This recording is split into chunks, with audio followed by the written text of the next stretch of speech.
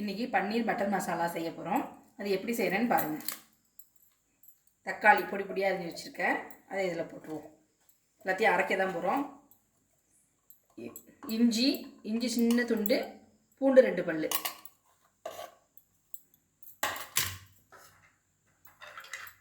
ஒரு 6-7 முந்திரி,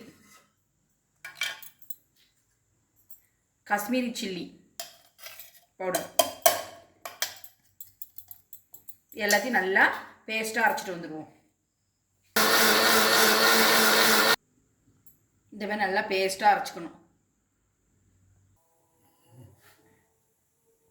சட்டி காஞ்சிருச்சு. இப்போ பட்டர் போடுவோம். பட்டர் நல்லா மெல்ட் ஆகட்டும்.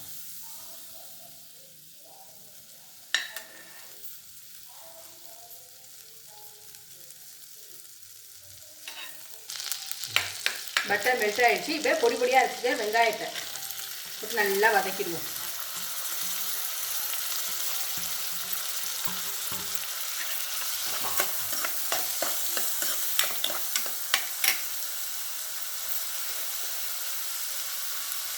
வெங்காயம் சீக்கிரமாக வந்து கொஞ்சம் உப்பு,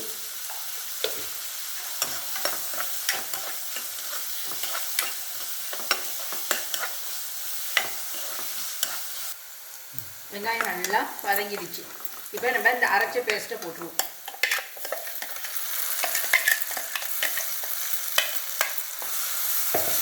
நல்லா இந்த எண்ணெயில் நல்லா வதக்கிடணும், எண்ணெய் பிரிகிற அளவுக்கு.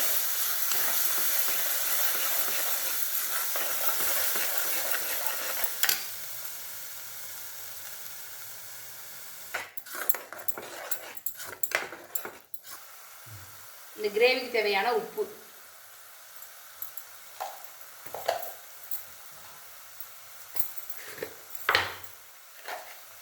ஒரு ஸ்பூன் ஜீனி, நல்லா சுருள வதக்கிடுவோம்.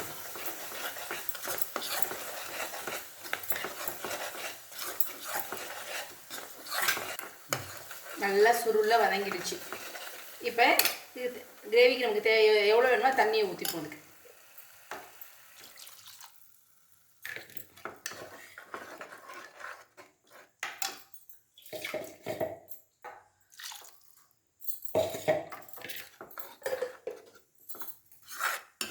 இது நல்லா ஒரு கொதி வரட்டும்.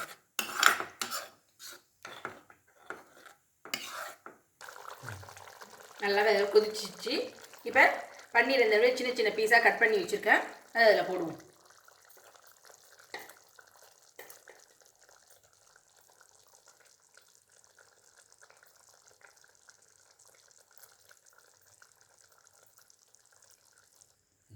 இதான் கஸ்தூரி மேத்தி. இதை நல்லா கையால் கசக்கி இது மேலே போடணும்.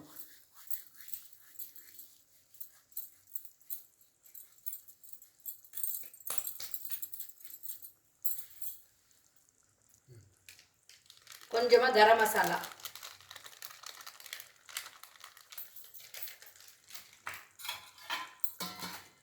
அப்படியே லேசாக அப்படி கிண்டிடணும். மிதமான தீயில வச்சுக்கணும், லேசாக கொதிக்கணும். அப்படியே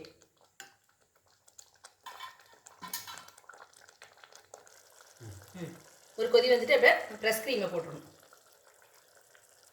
ஃப்ரெஷ் க்ரீம் இல்லைன்னா இந்த பாலில் இருக்குல்ல ஆடை, அதை நல்லா ஒரு டிப் பண்ணி அதில் போட்டோம்னா அதான் ஃப்ரெஷ் க்ரீம், வேறு ஒன்றும் இல்லை. இறக்கும் போது ஒரு சின்ன பீஸ் இது பட்டர், பன்னீர் பட்டர் மசாலா ரெடி.